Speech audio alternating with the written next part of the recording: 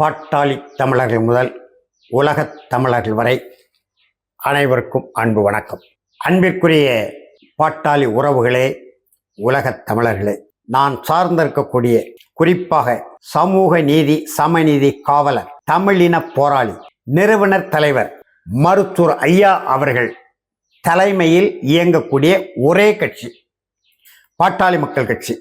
நான் இணைந்து இயங்கிக் கொண்டிருக்கிற கட்சி மீண்டும் இப்பொழுது ஒரு சர்ச்சையை தில்லி உயர்நீதிமன்றத்தில் இந்திய தேர்தல் ஆணையம் இன்றைக்கு உருவாக்கி இருக்கிறது. கடந்த முறை தில்லி உயர்நீதிமன்றத்தில் தமிழின போராளி மருத்துவர் ஐயா அவர்களால் தொடுக்கப்பட்ட வழக்கு, அதாவது பாட்டாளி மக்கள் கட்சியினுடைய நிறுவனர் தலைவர் தான் என்றும் தனது தலைமையின் கீழே பாட்டாளி மக்கள் கட்சி இயங்குகிறது என்றும் பாட்டாளி மக்கள் கட்சிக்கு ஒதுக்கப்பட்ட மாம்பழ சின்னம் எங்களுக்கே, அதாவது பாட்டாளி மக்கள் கட்சிக்கே என்று தேர்தல் ஆணையத்தை எதிர்த்து தில்லி உயர்நீதிமன்றத்தில் ஐயா அவர்கள் தொடுத்த வழக்கிலே தேர்தல் ஆணையமே அப்போது ஒரு மனுவை போட்டது. பாட்டாளி மக்கள் கட்சி தேர்தல் ஆணையத்தால் ஏற்பிசைவு, அதாவது அங்கீகாரம் வழங்கப்பட்ட கட்சி அல்ல, இப்போதைக்கு அது பதிவு செய்யப்பட்ட கட்சிதான். பாட்டாளி மக்கள் கட்சியினுடைய தலைமையகம் திலக்கு தெரு,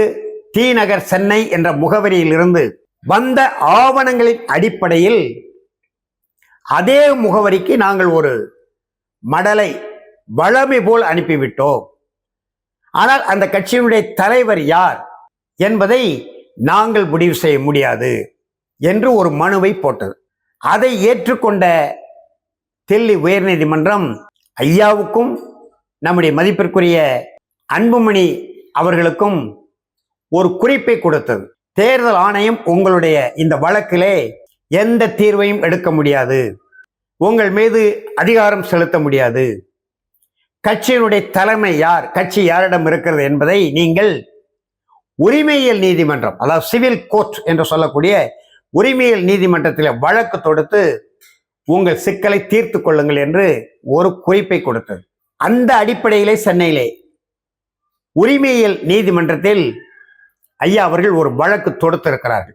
அந்த வழக்கு நீதி அரசர்களால் ஏற்றுக்கொள்ளப்பட்டு எதிர்த்தரப்பினர், அதாவது ஐயா அவர்கள் தொடுத்த வழக்கின் எதிர்த்தரப்பினர் என்பது தேர்தல் ஆணையம்தான், அன்புமணி அவர்கள் அல்ல, பனையூர் கட்சி அல்ல.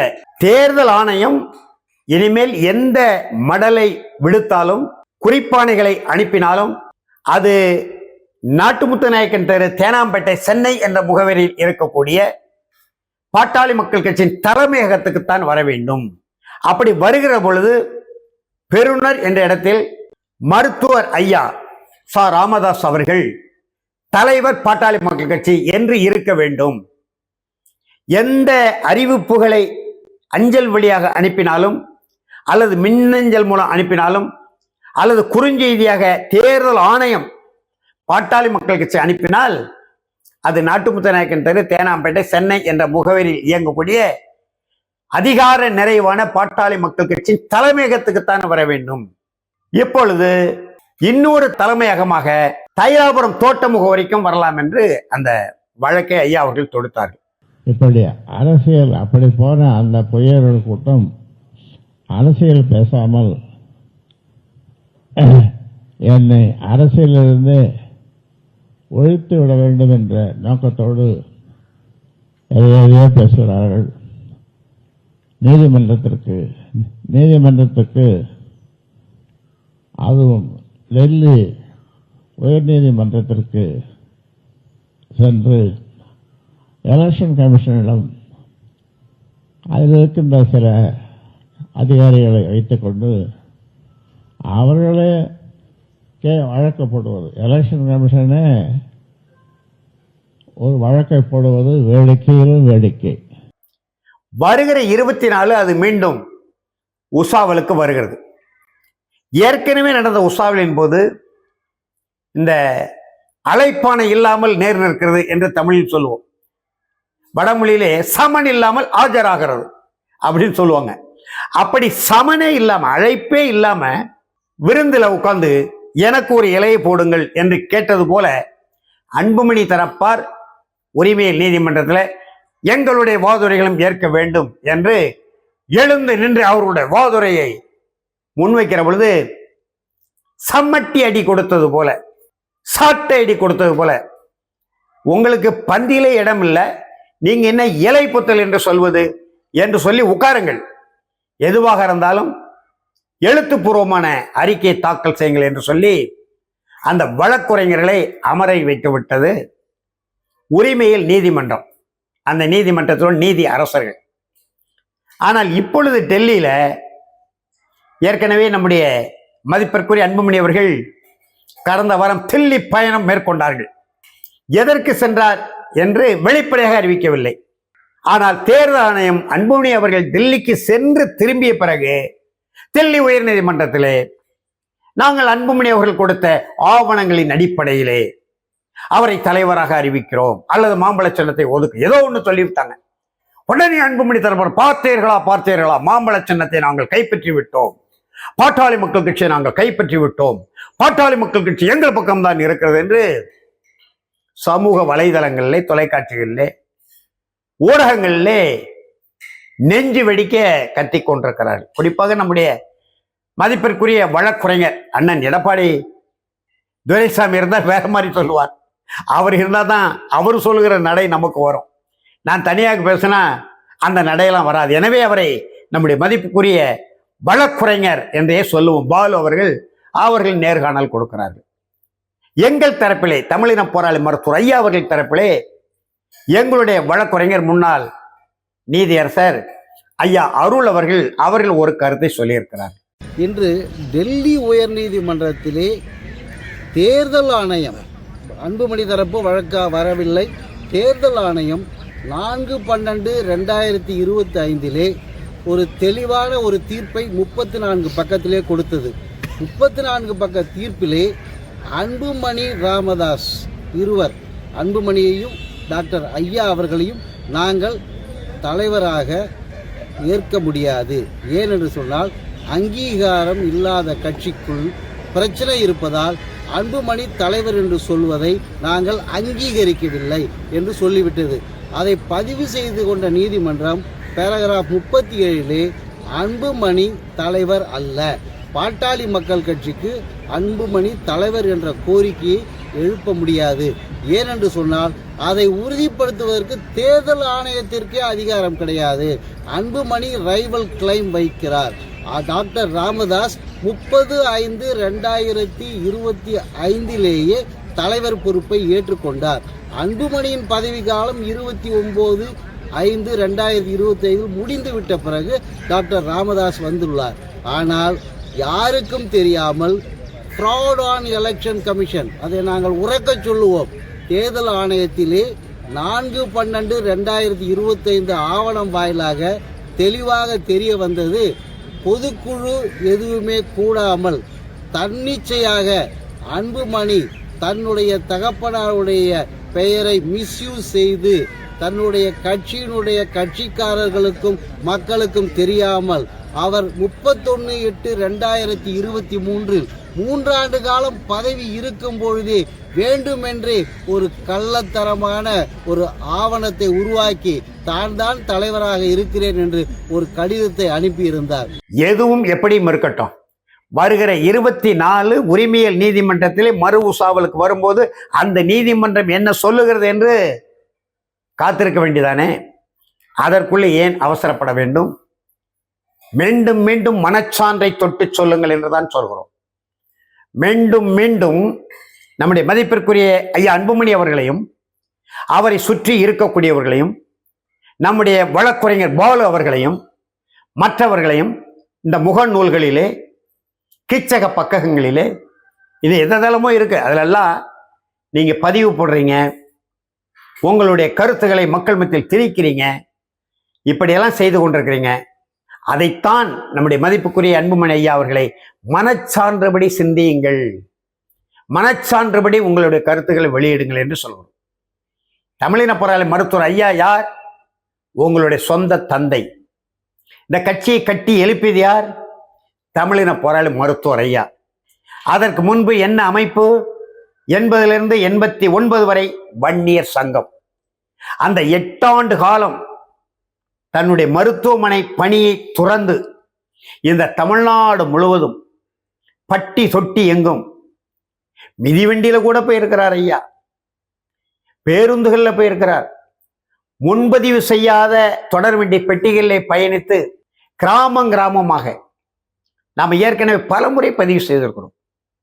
வயல் காடுகளுக்கிடையே, வரப்பு காடுகளுக்கிடையே, கவர்களுக்கிடையே அரிக்கின் விளக்கை வைத்துக்கொண்டு ஐயா பேசுகிற பொழுது நமக்கு நெஞ்சவெல்லாம் பதறும்.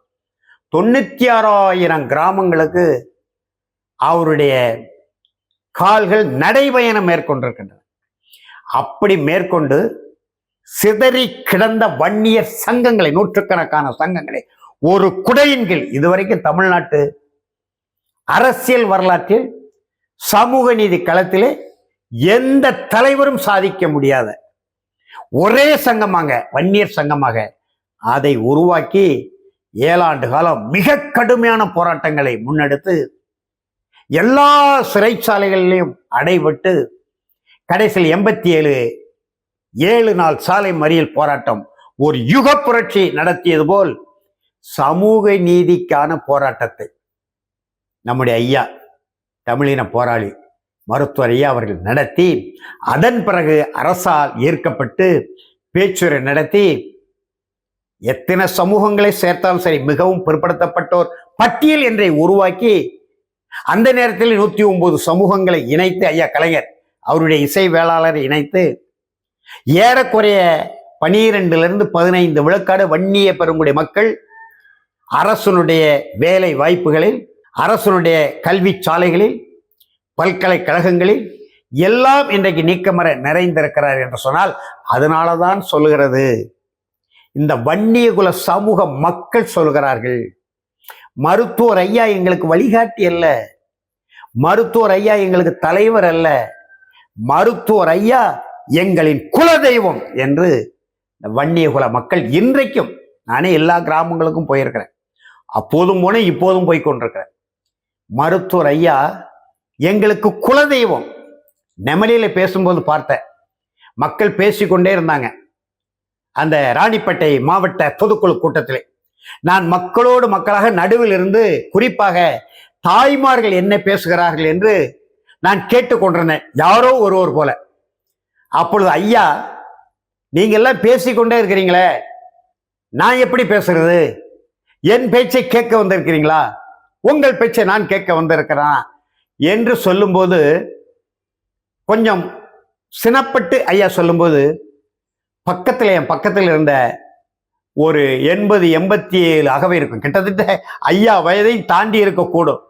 அந்த அம்மா சொல்றாங்க, ஐயா நீங்க பேசவே வேண்டாம் ஐயா, உங்க திருமுகத்தை பார்க்கறதுக்கே நாங்கள் கொடுத்து வைத்திருக்கிறோம் ஐயா, இந்த முகத்தை மட்டும் நம்ம மக்களிடம் மீண்டும் நீங்க ஊர் ஊரா போய் இந்த திருமுகத்தை காட்டுங்க ஐயா, நாங்க பார்த்து விட்டு போகிறோம், நீங்க என்ன சொல்ல வாரீங்கன்னு எங்களுக்கு தெரியாது ஐயா, நீங்க கவலையே படாதீங்க ஐயா, நீங்க எந்த வேட்பாளர், அந்த அம்மா தன்னால சொல்லிட்டு இருக்கு, பக்கத்துல உள்ளவங்கள்ட்ட பேசு, எந்த வேட்பாளர் நிறுத்தினாலும், எந்த சின்னத்துக்கு வாக்களிக்க சொன்னாலும், ஓட்டு போட சொன்னாலும் அப்படின்னு அந்த அம்மா சொல்லுது, நான் வாக்களிக்க சொன்னாலும் சொல்றேன், ஓட்டு போட சொன்னாலும் நாங்க அந்த சின்னத்துக்குத்தான் ஐயா ஓட்டு போடுவோம், ஏன்யா கவலைப்படுறீங்க, உங்க முகம் வாட்டமாக இருக்கிறது ஐயா, எங்களுக்கெல்லாம் கவலை இருக்கு, தன்னால பக்கத்தில் உள்ள பெண்களோடு சொல்லி கொண்டிருக்கிறாங்க, பேசி கொண்டிருக்கிறாங்க.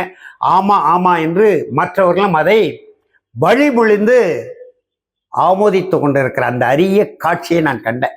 ஐயாட்ட கூட 2 நாள் கழித்து சொன்னேன், ஐயா நான் இப்படியெல்லாம் மக்கள் பேசிக்கொள்கிறாங்க ஐயா, நான் கூட்டத்தோடு கூட்டமாக இருந்து நான் மக்கள் குறிப்பாக தாய்மார்கள் என்ன பேசுகிறார் என்று கேட்டேன் என்று சொல்லும்போது அவருடைய முகத்தில் லேசாக ஒரு புன்சிரிப்பு ஓடியது.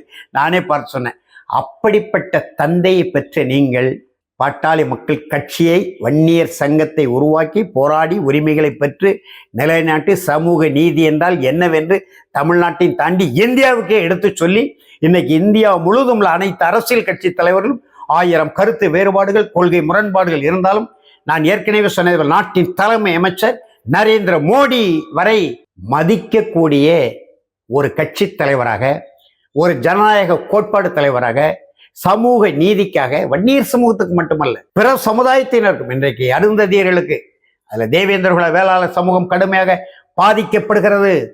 ஆதி தமிழர்கள் என்று சொல்லக்கூடிய பறையர் சமூகம் பாதிக்கப்படுகிறது.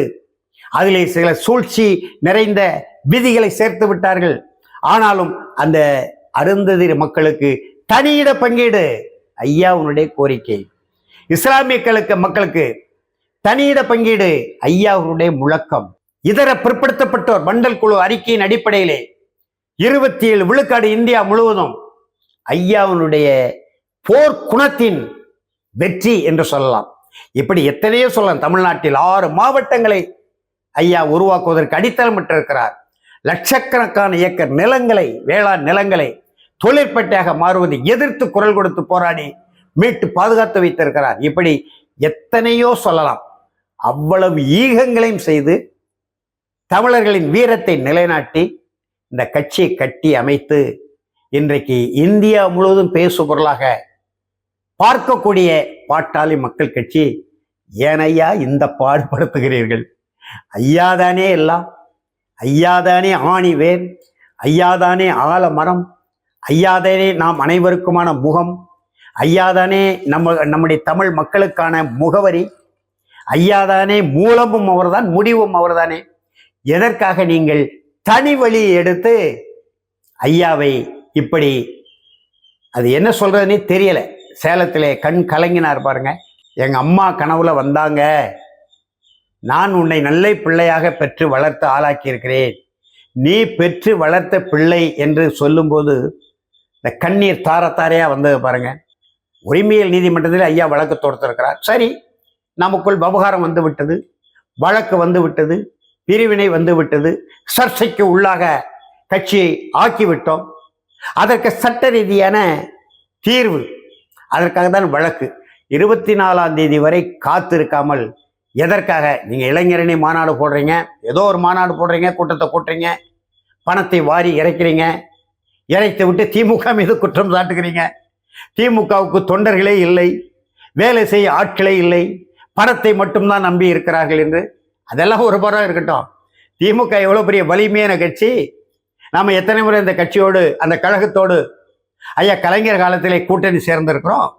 அனைத்து இந்திய அண்ணா திராவிட முன்னேற்ற கழகம் எவ்வளோ பெரிய வலிமையான கட்சி, ஆண்ட கட்சி, ஆள போகிறோம் என்று சொல்லுகிற கட்சி. நீங்களும் கூட்டணி சேர்ந்திருக்கிற கட்சி.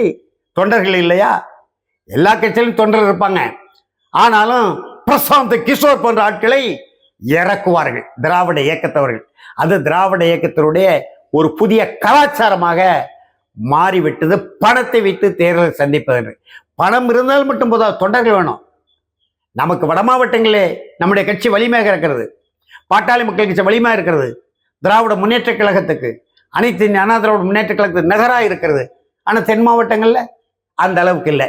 இதையெல்லாம் உணராமல், மனச்சான்று இல்லாமல் பேசுவதை தவிர்க்க வேண்டும். 24ஆம் தேதி வரை ஐயா அன்புமணி அவர்களே, பனையூர் பங்களா கட்சி என்று சொல்லக்கூடிய அந்த பனையூர் பங்களா கட்சி தோழர்களே, வழக்குரைஞர்களே, தொண்டர்களே, ஐயா தொடுத்த வழக்கு வருகிற 24 உசாவலுக்கு வருகிறது.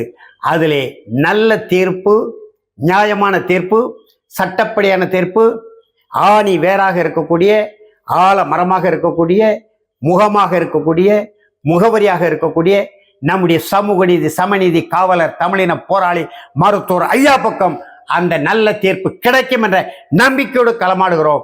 எல்லோரும் அதுவரை காத்திருக்க வேண்டும் என்று அன்பான வேண்டுகோளை முன்வைத்து நிறைவு செய்கிறேன். நன்றி, வணக்கம்.